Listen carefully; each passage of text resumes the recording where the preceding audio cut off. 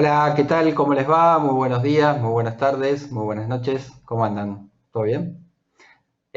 Muy contentos de estar aquí en Impostergables. Impostergables es el programa producido por la Universidad de Rosario y la RENAU en cooperación con el CEIL CONICET, la RIPSO, FAWATS y el Ministerio de Desarrollo Social de la Nación. Esfuerzo de producción de grandes instituciones y organizaciones del Estado y de la academia. Impostergable se trata de una serie de programas sobre políticas sociales. En este capítulo, en este programa concretamente, vamos a trabajar sobre economía social, popular y solidaria. Queremos exponer junto a los invitados que nos van a acompañar gentilmente y que van a participar del programa sobre cuál es la agenda de la economía social, popular y solidaria en este momento, cuáles son los ejes temáticos que atraviesan esa agenda, vamos a intentar abordarlos, cuáles son los temas también, ¿no?, que forman parte de esa agenda.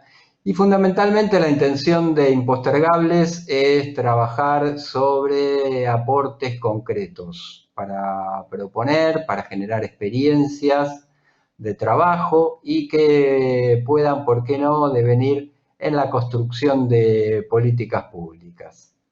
Entonces, como les decíamos, nuestro tema de conversación va a ser la economía social, popular y solidaria. Durante una hora vamos a trabajar con los invitados que nos acompañan en el día de hoy. Espero que sea del agrado de todos ustedes. Van a estar con nosotros entonces Sonia Lombardo, directora del Registro Nacional de Efectores Sociales del Ministerio de Desarrollo Social de la Nación, Rodolfo Pastore, que es director del Departamento de Economía y Administración de la Universidad Nacional de Quilmes, Gonzalo Vázquez, economista e investigador del Instituto del Conurbano de la Universidad Nacional de General Sarmiento, y Eduardo López, docente e investigador de la Universidad de La Plata. La idea del programa es hacer dos grandes bloques temáticos con los que vamos a trabajar los temas de la economía social, popular y solidaria con los invitados. En el primero nos va a acompañar Sonia Lombardo y Rodolfo Pastore, y en el segundo bloque lo va a hacer Gonzalo Vázquez y Eduardo López. Después nos vamos a dar un tiempo también para reflexionar sobre los que nos dejaron los invitados. Así que les prometemos arrancar ya con Impostergables, el tema de hoy, economía social, popular y solidaria.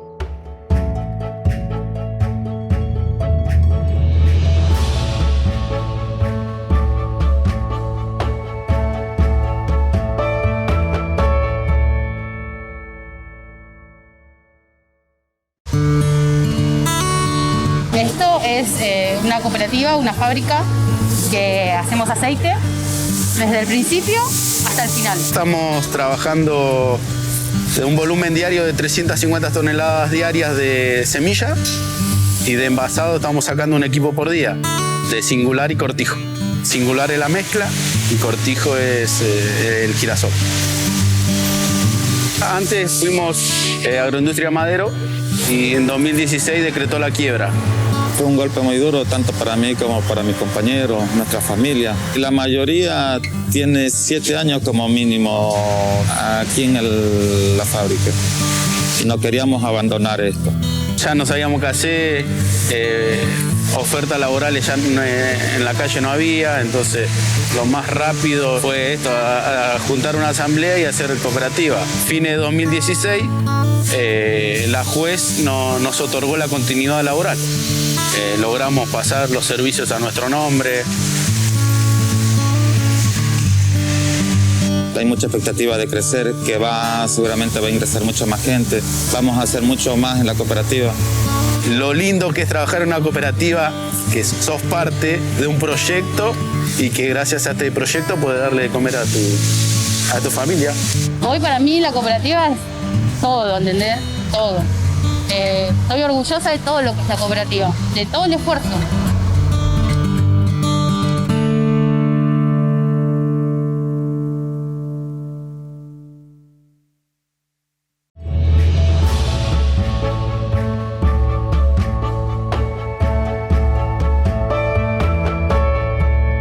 Seguimos con Impostergables. Arrancamos el bloque de economía social, popular y solidaria. En este caso hablando, como decíamos, con Sonia Lombardo y Rodolfo Pastore, que están con nosotros, gentilmente para participar de este programa. Les queremos agradecer muchísimo la invitación y aceptar la invitación. Sonia es directora del Registro Nacional de Efectores Sociales y Rodolfo, director del Departamento de Economía y Administración de la Universidad Nacional de Quilmes. ¿Cómo andan? ¿Bien? Muy bien. Bien, muy bien. Gracias por participar, Che. Arrancamos por una cuestión, Sonia, a ver qué te parece. Arrancar por un poco pensar el RENATEP, el Registro Nacional de Trabajadores y Trabajadoras de la Economía Popular, que se empezó a implementar en el Ministerio de Desarrollo Social de la Nación, como un significado. A ver, ¿qué significa para vos en este momento de la economía social, popular y solidaria la creación por parte del Estado de este registro? Y bueno, gracias por la invitación, antes que nada. El Registro Nacional de Trabajadores y Trabajadoras de la Economía Popular, en muy pocas palabras o en esto de un significado, es un primer paso hacia la formalización de los trabajadores y trabajadoras de este sector. Para nosotros también vos lo decías, se implementó hace poco tiempo, una deuda normativa, en el sentido de que estaba creado por la Ley de Emergencia Social, votada a fin del año 2016, y nunca fue creado, se creó y se implementó recién ahora, pero también es una deuda social que arrastramos hace muchos años en nuestro país, en tanto es una deuda con un sector muy grande de trabajadores de nuestro país que se encuentran por fuera de las relaciones asalariadas que organizaban históricamente el mundo del trabajo en nuestro país, pero que hace mucho tiempo esto no es así. Hay muchos sectores que están por fuera de estas relaciones y por lo tanto están por fuera o no tienen ninguno de sus derechos garantizados. Entonces, el registro viene un poco a cubrir estas deudas y en ese sentido es un primer paso hacia la formalización, hacia la visibilización y también hacia la institucionalización de la economía popular. ¿Por dónde pasa la formalización en términos concretos? Y en primer lugar, el registro, tiene dos objetivos muy generales. Por un lado, conocer esta población, saber cuántos son, quiénes son, qué hacen, cómo se organizan y dónde lo hacen.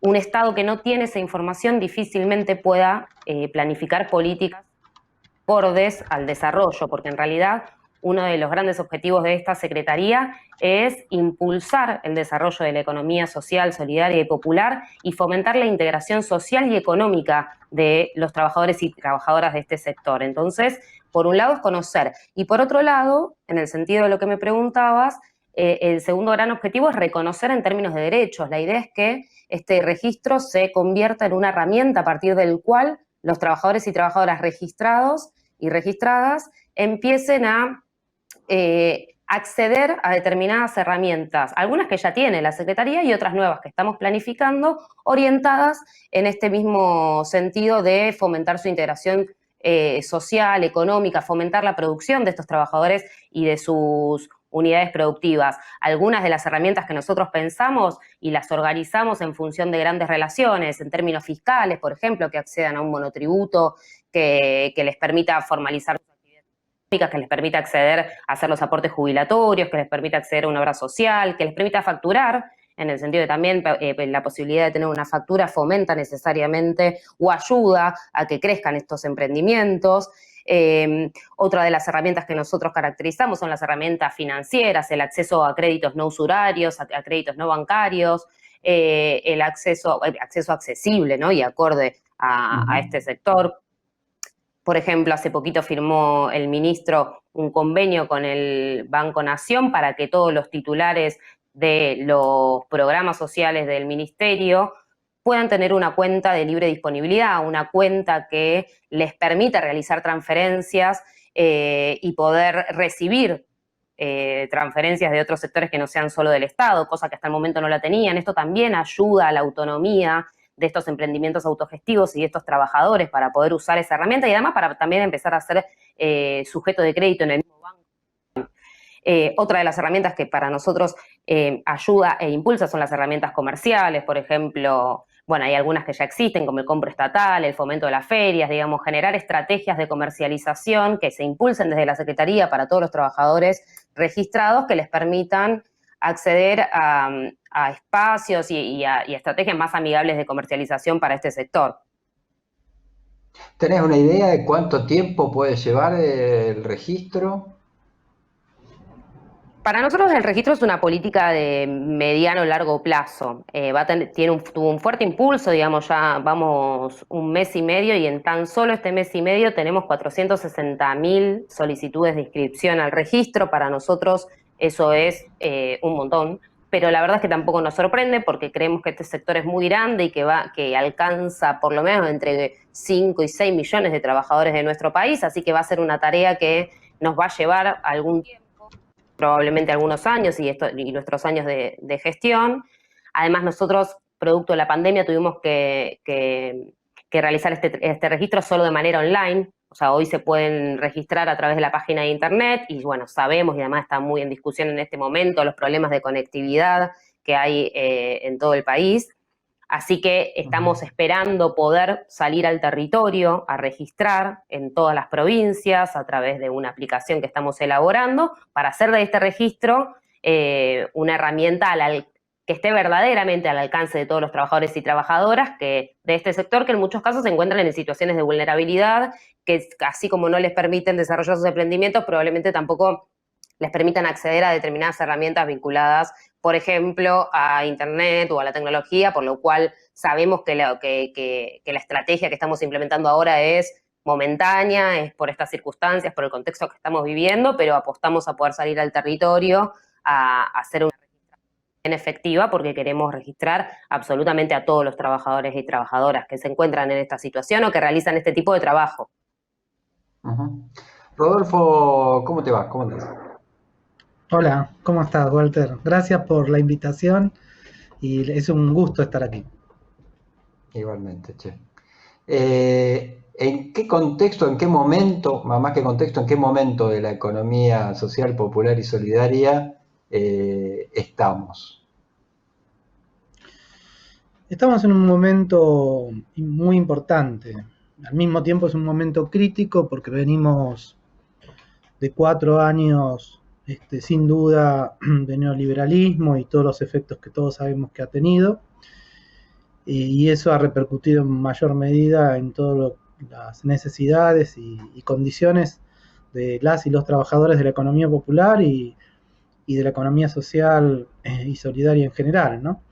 Y al mismo tiempo atravesando esta situación de pandemia, o sea que sin duda uno de los sectores más afectados es este conjunto de trabajadores y emprendimientos, como se dijo, ¿no? Pero también estamos en un momento, me parece, de políticas públicas activas que en una primera instancia se han propuesto atender a la emergencia como corresponde, y atender la emergencia en escala masiva, y tratando de llegar a todas las necesidades lo mejor que se pueda, y además de aumentar en una escala de la pandemia, y en ese sentido las políticas alimentarias, las políticas que se están avanzando en la economía popular y en todas las estrategias vinculadas al acceso a ingresos de la población en general y de los trabajadoras y trabajadores de la economía popular y solidaria en particular, son muy importantes, con cuestiones que sin duda es necesario avanzar.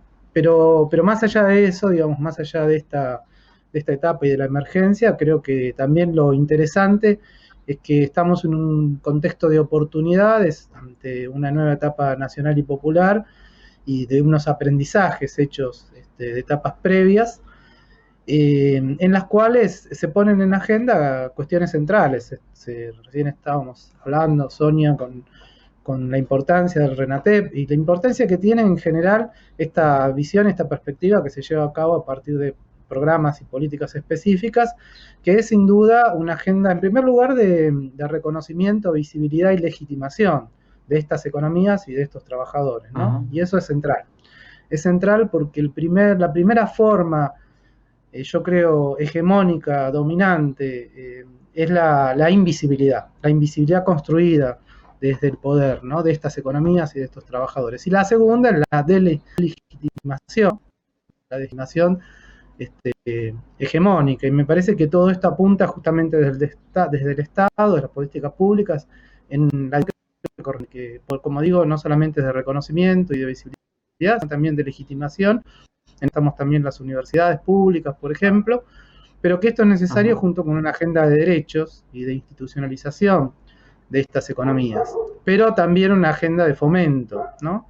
Y me parece que estamos en una etapa clave porque es necesario empezar a poner también la agenda de reconstrucción económica, el papel de las economías populares, sociales y solidarias, y no es solamente una cuestión de políticas de distribución social, sino es una cuestión de políticas que yo llamo socioeconómicas, políticas que al mismo tiempo tienen que contribuir a, digamos, ampliar y generar mejores ejercicios de derechos, pero sobre todo de transformación y democratización económica, porque de eso es lo que estamos discutiendo en última instancia con estas economías.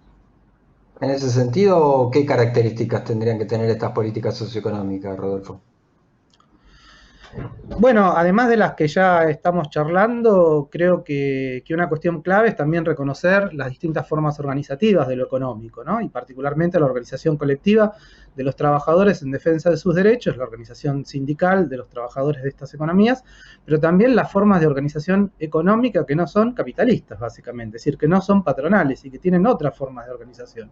Y en primer lugar, reconocer que esas formas organizativas son diversas, son heterogéneas, que a veces hay figuras jurídicas que la contemplan y eso está muy bien, como por ejemplo las cooperativas, pero que no son suficientes. En el mundo hay muchísimo hecho en avances de normativas de reconocimiento de otras formas organizativas, por ejemplo, formas organizativas comunitarias, formas organizativas asociativas mucho más más fácil de generar, mucho más directas, formas organizativas en última instancia que reconocen trayectorias preexistentes, porque lo importante es que, bueno, donde hay una necesidad nace un derecho, pero al mismo tiempo, donde hay una trayectoria organizativa, tiene que haber un reconocimiento del Estado de esa diversidad y de esa riqueza, porque todo eso es riqueza, eso no es parte del problema, eso es parte de la solución, ¿no? Y eso, en última instancia, a mí me gusta llamarle la fuerza popular económica organizada, y reconocer eso en la agenda económica es muy importante, y eso también, otra característica, es en una agenda de desarrollo económico que impulse la democratización económica y la transformación económica de unas estructuras de desigualdades que son las que generan esas vulnerabilidades, porque son vulnerabilidades construidas, ¿no es cierto? Y el Estado en ese sentido, ampliando, reconociendo derechos y generando políticas de transformación y democratización económica, me parece que contribuye activamente a eso. Después hay una serie de cuestiones específicas, se nombraba recién respecto de comercialización, se nombraba en términos de finanzas, se nombraba también en términos de promoción económica. A mí me gusta mucho pensar justamente todo eso, que tiene que ser integral, o sea que la integralidad que hablamos de las políticas sociales, también en el caso de las políticas socioeconómicas, hay que pensarlas en formas de integralidad. Y una noción que me gusta a mí, porque creo que describe algo de lo que pasa ya en las prácticas existentes, es que trabajamos en circuitos económicos, hay circuitos económicos que son concentrados y expoliadores, y hay circuitos económicos que tienden a mejorar las condiciones de los trabajadores y productores y del acceso a derechos de las familias, ¿no? Y eso yo le llamo circuitos socioeconómicos. Sonia, en ese sentido de lo que plantea Rodolfo, ¿ves algunos sectores, algunos rubros, algunos espacios de la economía popular, social y solidaria como que tienen más posibilidades que otros en este entramado de circuitos socioeconómicos? No me arriesgaría yo a hablar de las posibilidades de los sectores cuando creo que hay una diversidad muy grande dentro de la economía popular, muchas en términos de lo que traía Rodolfo, en sus formas organizativas, incluso hay trabajadores que lo hacen de manera individual y son parte de este sector también.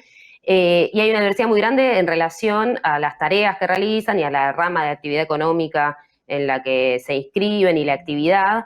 Sí, tendemos a pensar que gran parte de estas tareas están relacionadas, o las que más se amplían están relacionadas con, por ejemplo, la producción, la circulación de bienes de la canasta básica o de consumo básico.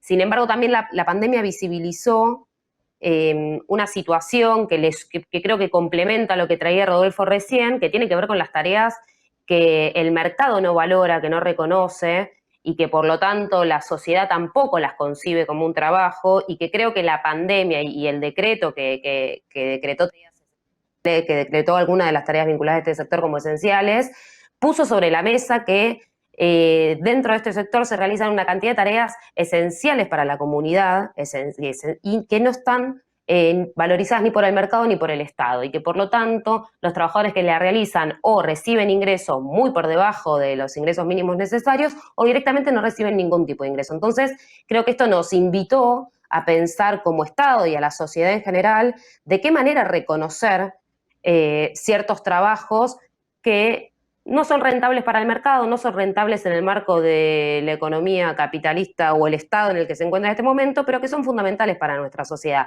Y acá se incluyen tareas vinculadas a lo que nosotros llamamos, y que son de la rama, por ejemplo, de las actividades sociocomunitarias, donde, bueno, hoy están muy sobre la mesa, producto de la crisis que estamos atravesando, las realizadas en los comedores y merenderos, por ejemplo, pero que también se incluyen tareas vinculadas al lado y el mejoramiento ambiental, tareas que hoy no son reconocidas, y no son reconocidas, y acá también traía algo Rodolfo en relación a la legitimidad y a la visibilización y a la valorización. Bueno, nosotros con el registro queremos también eso, visibilizar, impulsar la valorización de esas tareas, porque que el Estado reconozca, tiene por lo menos, nosotros esperamos que tenga dos efectos. Por un lado, en términos de lo que traía Rodolfo en relación a las subjetividades, ¿no? Que el Estado reconozca a los trabajadores es un aporte en la construcción de la subjetividad de estos trabajadores que hasta ahora son, por lo menos los vinculados a la Secretaría, titulares de beneficios sociales,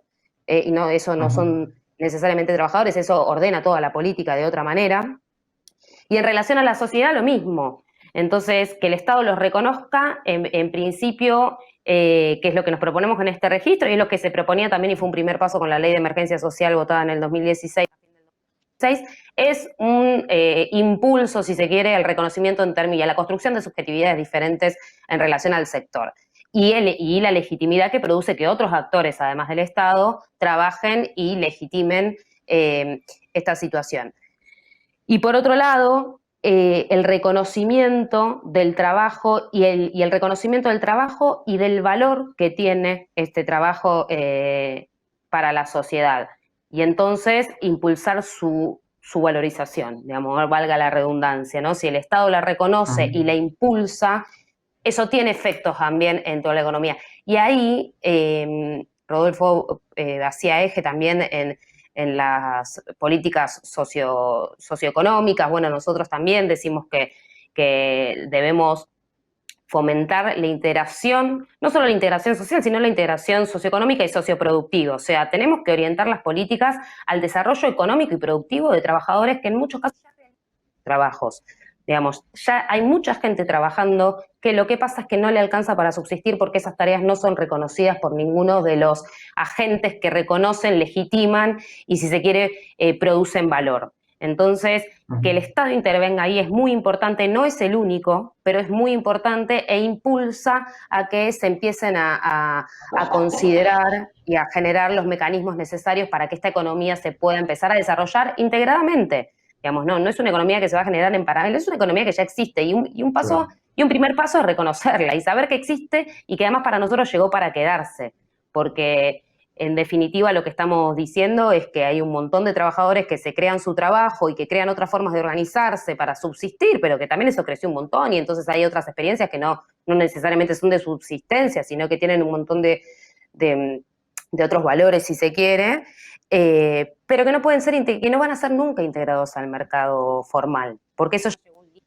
El mercado formal en relación de dependencia ya no es capaz de generar empleo como nosotros lo conocíamos. Entonces ahí hacemos una diferencia entre empleo y trabajo y decimos, bueno, puede ser, no va a haber más empleo para toda la población, pero sí hay trabajo. No solo hay que impulsar y hay que crear más trabajo, sino que hay que reconocer el que ya existe y el que realiza gran parte de nuestra población. Entonces, este registro va a ir a buscar eso y para nosotros es una política, pero es una política muy estructural del sector, en tanto tiende a ordenar, a organizar, a reconocer y en todo caso a organizar todas las políticas del Estado orientadas al sector de la economía social, solidaria y popular. Sonia, gracias. Rodolfo, una última pregunta, muy breve, te vamos a pedir. ¿Viste cómo es esto de los medios masivos de comunicación?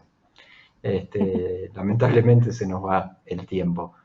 ¿Qué te gustaría, así concretamente, poder realizar en el marco de la economía social y popular ahora, en estos meses?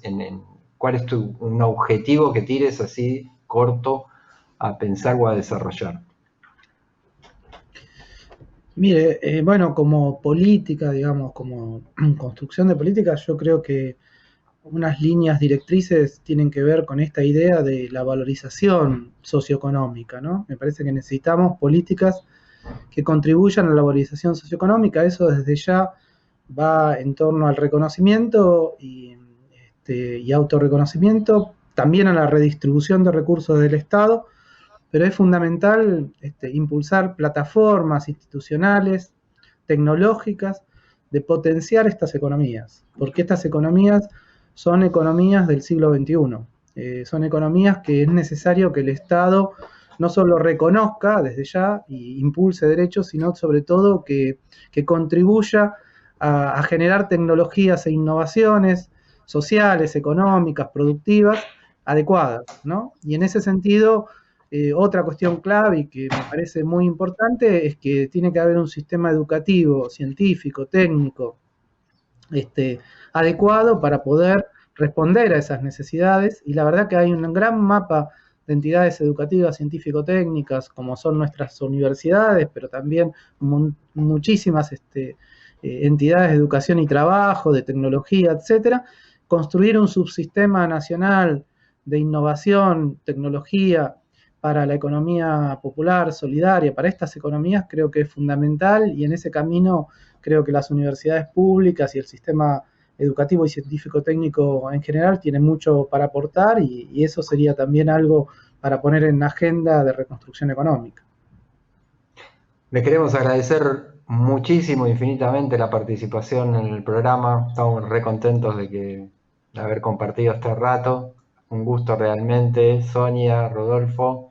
Les mandamos un abrazo enorme, así abrazo de los de antes, y gracias por participar. Che. Gracias a ustedes por la invitación, un placer. Saludos, Sonia, Walter, gracias. Sonia Saludos, Lombardo, Rodolfo Pastore, en esta parte, en este tramo de Impostergables. Volvemos en un rato.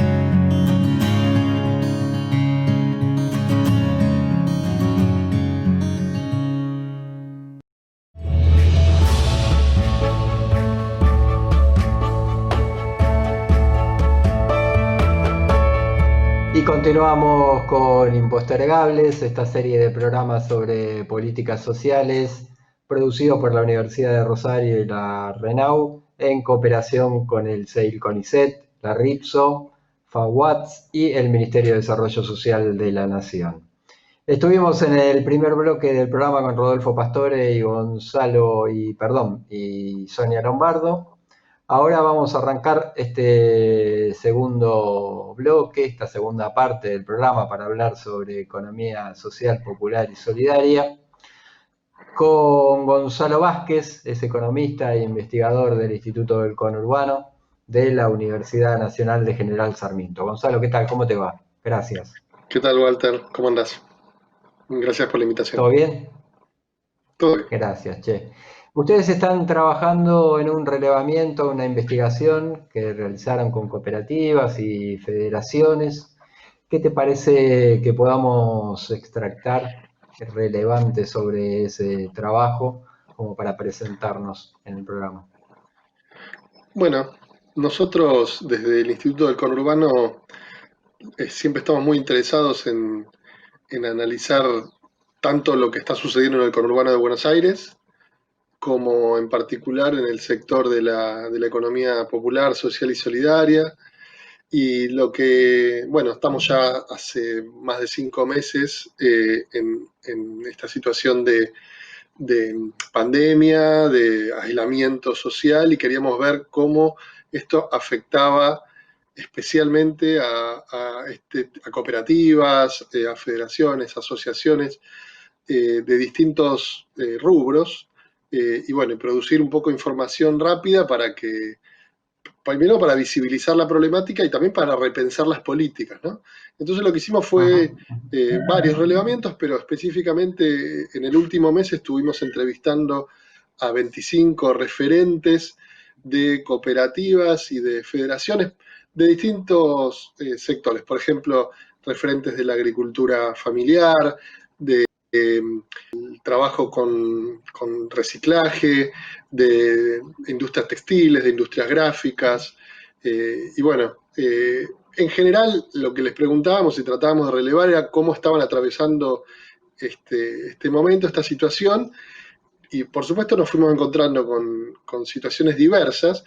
Por ejemplo, el sector que está vinculado a la producción de alimentos se encontró con una demanda muy, muy grande que los obligó a ampliar su producción, a ampliar sus ventas, aunque también les generó una situación bastante complicada en términos de la logística, ¿no? De organizar. Por ejemplo, muchos productores hortícolas o comercializadoras de productos de alimentos que tuvieron que iniciar toda una serie de operaciones para poder llegar hacia esta demanda, esta nueva forma de demanda, que en algunos casos era con entregas domiciliarias o con bolsones. Y bueno, todo eso generó una necesidad de incorporar desde nuevas personas al trabajo y nuevas formas de trabajar. Todo esto hizo falta para ellos, en algunos casos, financiamiento que pudieron obtener en algunas líneas de apoyo estatal, pero en otros casos todavía no lo tienen, y es parte de lo que ellos plantean como una necesidad de fortalecer las políticas, ¿no? Siempre las cooperativas de trabajo o organizaciones de trabajadores autogestionados, como son organizaciones que están organizadas a partir del trabajo de la gente y no tienen capital, cuando necesitan ampliar, por ejemplo, la producción o atender una demanda mayor, se encuentran con esa limitación, que no tienen capital para invertir. Entonces ahí el financiamiento para este sector es muy importante y sienten que es algo que habría que fortalecer desde las políticas públicas. Esto como un sector. Sí, perdón. También nos acompaña Eduardo López. Él es integrante de la Universidad de La Plata, investigador y docente de la universidad. Eduardo, ¿qué tal? ¿Cómo te va? ¿Cómo estás, Walter? Muy bien. ¿Todo bien? Mira, che, lo que estábamos pensando también en función de lo que contaba Gonzalo recién es cómo ves vos o cómo analizás el término de las organizaciones de la economía popular, social y solidaria, el momento de pandemia que se está atravesando? ¿Cuáles son las características que impone? Bueno, la situación, digamos, es de una exigencia, digamos, por demás, para los distintos sectores, digamos, tanto los sectores que intentan, digamos, mantener un espacio laboral, como aquellos de los emprendimientos comunitarios, por ejemplo, que de alguna forma están paliando, digamos, la falta directa de ingresos.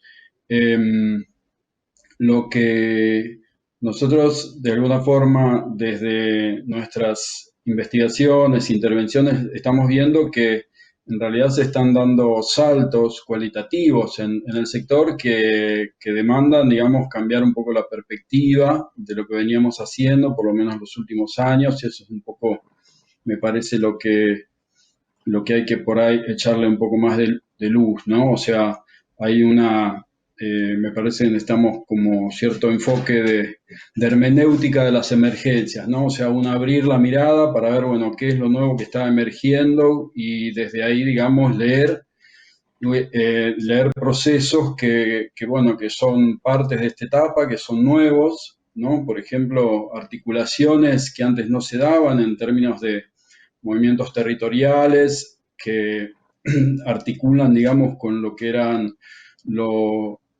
digamos, las comunidades barriales o lo que entendíamos como trabajos comunitarios o inclusive la sindicalización del sector, inclusive las modalidades de articulación y de traducción de saberes que permiten una articulación fuerte con movimiento obrero, con partidos políticos. Entonces estamos frente, digamos, a cambios cualitativos del sector que en su desarrollo por ir de alguna forma autoconstruyendo espacios laborales, van integrando gramáticas políticas distintas, van desarrollando dimensiones políticas que antes no eran tales y por lo tanto la política pública tiene que reacomodarse para poder actuar sinérgicamente con ese sector y, por ejemplo, considerar las ventajas que dan estos cambios cualitativos en términos de organización y no verlos como por ahí en paradigmas anteriores como un problema que generaba sobredemanda, sino verlo también con fuerzas, con capacidad también de concertar algún trabajo con el Estado para ensanchar los espacios económicos tan angostos por donde tratan de autoconstruir su espacio laboral. Gonzalo, vos planteabas algunas acciones en vinculación y articulaciones entre organizaciones y Estado durante la pandemia, ¿no? Se dio en el caso de algunas cooperativas, algunas que trabajan con alimentos, comercializadoras, que pudieron ser proveedoras de algunos estados municipales y provinciales, creo. En el transcurso de la pandemia, algunas experiencias de ese tipo. Hablaba también Eduardo sobre esas articulaciones. ¿Qué trae de nuevo esto?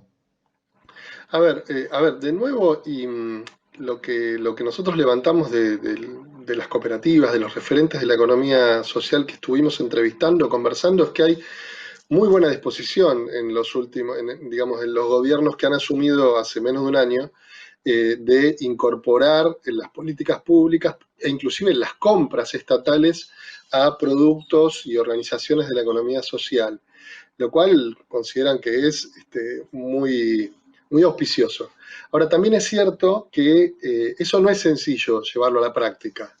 Para poner un ejemplo, hablábamos con cooperativas textiles que desde un primer momento, apenas se inicia la pandemia, salieron desde varios lugares del Estado, provincial y nacional, a decir, bueno, a ver, ustedes pueden producir barbijos, pueden producir indumentaria para la emergencia sanitaria y comenzaron a hacerlo, ¿no?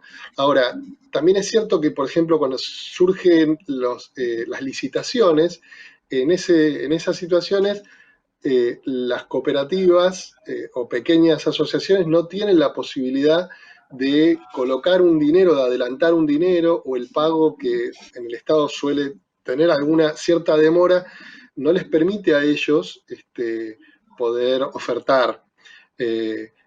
Entonces, por ejemplo, decían, hay muy buena disposición, creemos que son cuestiones que se pueden resolver, pero queremos trabajar en que podamos realmente ser proveedores estatales, pensando que las políticas o los mecanismos por los cuales el Estado lleva adelante ese tipo de operaciones contemplen las particularidades de este tipo de organizaciones que justamente no tienen un capital para adelantar.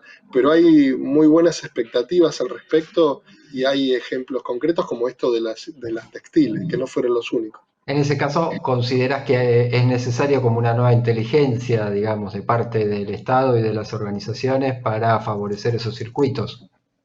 Sí, me parece muy importante que haya un continuo diálogo entre las políticas públicas, entre los funcionarios públicos y las organizaciones, porque acá no hay ningún tipo de, digamos, está muy claro que hay una política que busca reconocer al sector, como estaba comentando antes Sonia, se busca reconocer al sector, se busca sostenerlo y permitir un crecimiento, pero bueno, no siempre es sencillo hacerlo que de una primera vez, o con todas las complejidades y burocracias que también tiene el Estado, se puedan implementar y que de una vez salga bien. Entonces, para mí lo que es muy importante es, por supuesto, esa inteligencia que da el trabajo colectivo, el que las políticas públicas en este campo, políticas sociales, políticas de apoyo a la economía social, tienen que ser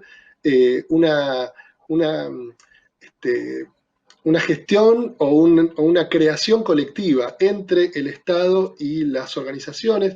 La economía social es un ámbito en donde hay mucha participación de las organizaciones en federaciones, en organizaciones de segundo grado, y creo que están en condiciones de poder colectivamente aprender de los errores y mejorar las políticas públicas para que el objetivo de ampliar y reconocer y fortalecer al sector se pueda llevar a la práctica.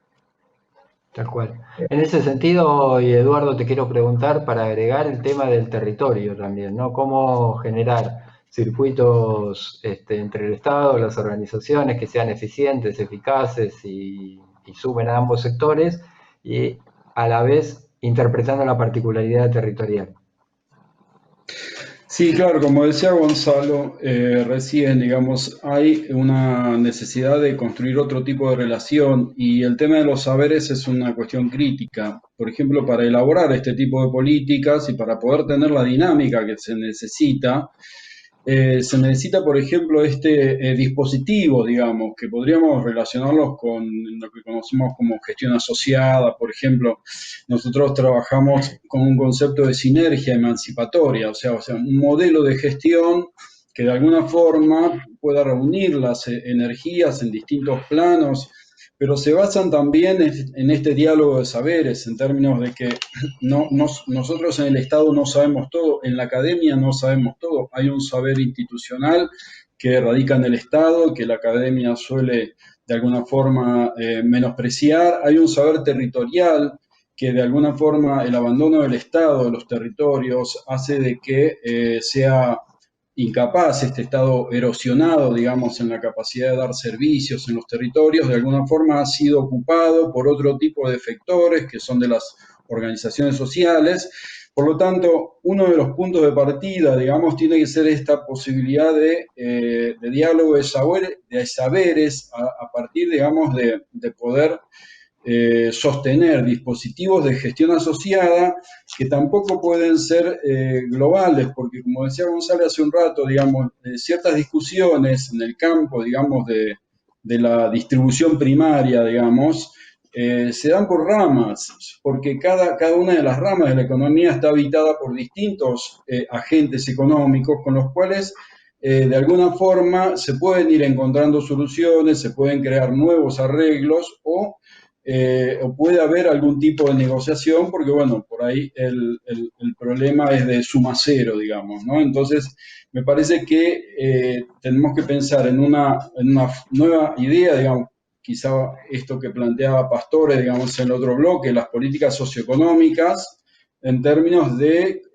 construir una serie de dispositivos que permitan abrir e institucionalizar, digamos, una construcción, una negociación permanente para, por ejemplo, ensanchar el espacio económico y, por ejemplo, eliminar algunas barreras que de alguna forma se fueron construyendo, muchas institucionales, porque el Estado tradicionalmente operó para una forma de organización de la economía. Estas formas emergentes no tiene el Estado una preparación para interactuar y por lo tanto la relación con estas formas emergentes, que les podemos llamar modos de producción subalternos o otro tipo de denominaciones, las articulaciones con esos modos subalternos son críticas. Por ejemplo, el sistema de contrataciones del Estado o la forma, digamos, de brindarse recursos, servicios públicos o el acceso a la tierra, digamos.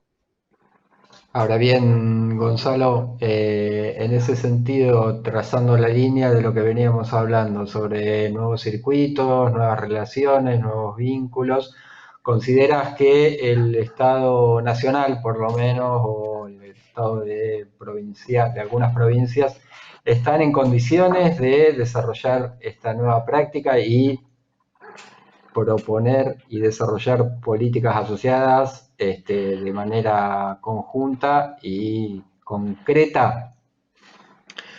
Yo creo que sí hay voluntad. Está claro que a los pocos meses de que se inician nuevas gestiones de gobierno, cambiaron drásticamente las políticas. Entonces hay una voluntad de reconocer a la economía social, solidaria, popular, no solamente por el hecho de estar incluyendo a sectores vulnerables, sino porque producen bienestar social.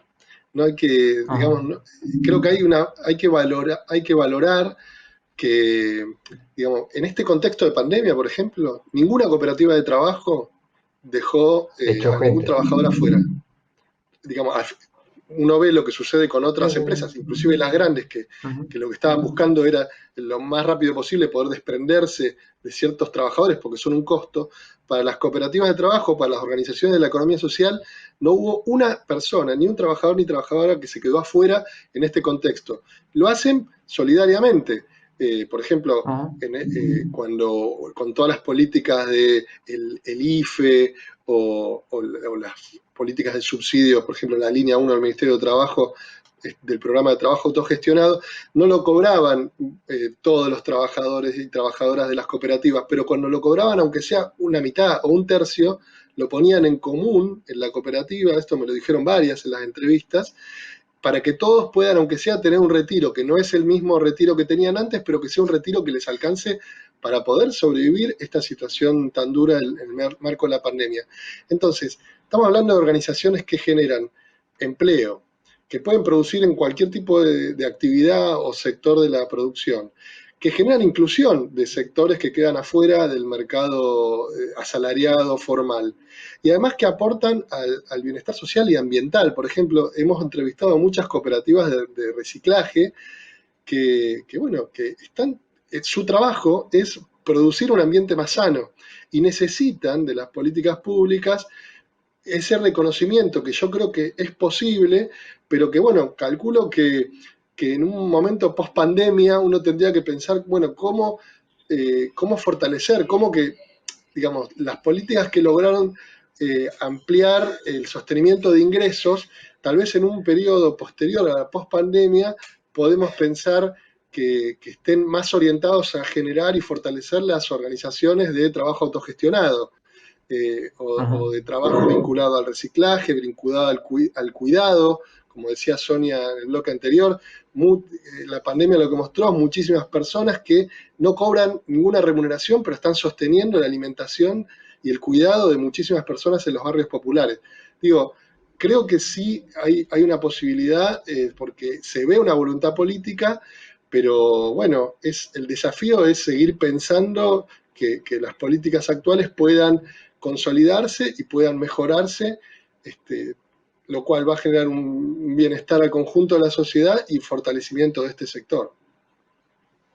Gonzalo, Eduardo, le queremos agradecer muchísimo la participación en Impostergables en el día de hoy. Gracias. No, gracias a ustedes, gracias a Ripso por la oportunidad. Un saludo muy grande para todos. Estuvimos entonces con Bueno. Gonzalo Vázquez y con Eduardo López, cerrando este casi último bloque de entrevista, en este caso de Impostergables, el programa de hoy sobre economía social, popular y solidaria.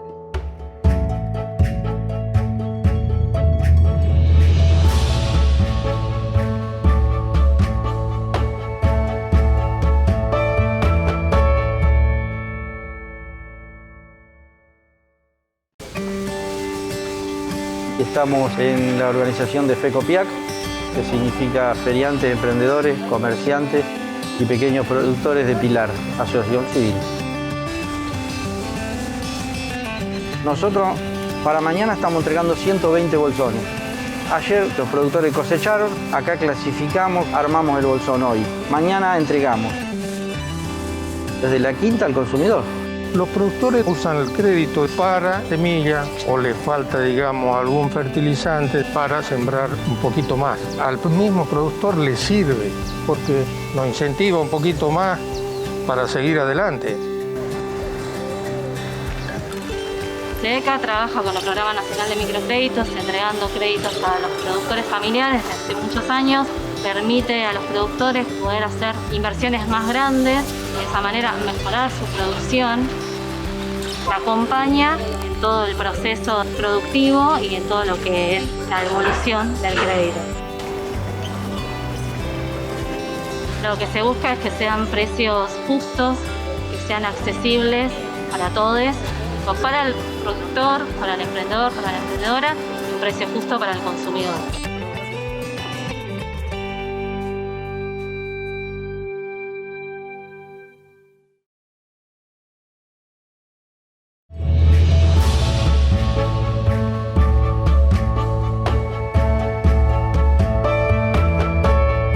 Bueno, y último bloque de Impostergables, el programa producido por la Universidad Nacional de Rosario y la RENAU, en cooperación con el CEIL CONICET, la RIPSO, FAUATS y el Ministerio de Desarrollo Social de la Nación. Se nos fue el Impostergables del día de hoy hablando sobre economía social, popular y solidaria.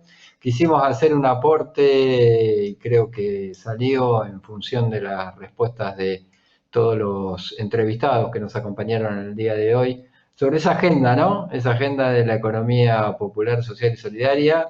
El presidente de la Nación dijo en una oportunidad con organizaciones sociales y movimientos que la agenda de la economía popular y solidaria estaba para construirse, mostró una hoja en blanco.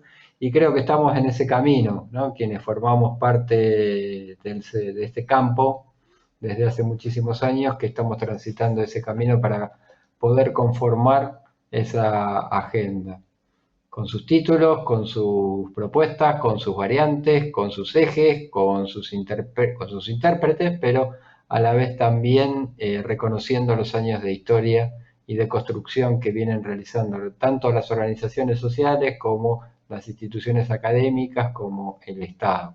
Parece que en ese sentido salieron cosas interesantes para remarcar en el Impostergable de hoy, y también la necesidad de la articulación y el diálogo permanente entre organizaciones sociales, organizaciones productoras, dadas sus distintas formas de organización, ya sean cooperativas, organizaciones de productores, federaciones, movimientos sociales, en diálogo con las instituciones académicas y en diálogo con el Estado, generar nuevas formas de relacionamiento, nuevas formas de construir experiencias, de construir dinámicas de trabajo, reconociendo los saberes de cada uno, incorporándolos, articulándolos y sabiendo que nos formamos en distintas instancias de nuestra vida y en distintos campos, ¿no? No es uno solo el espacio donde nos formamos, ni es uno solo el espacio que tiene el saber, sino que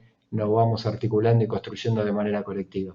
Así que bueno, con esas dos premisas creo que vamos cerrando el Impostergables del día de hoy, esta serie de programas sobre políticas sociales. Muchísimas gracias a todos por estar ahí, por participar, por escuchar, por ver y por construir también la economía social, popular y solidaria todos los días.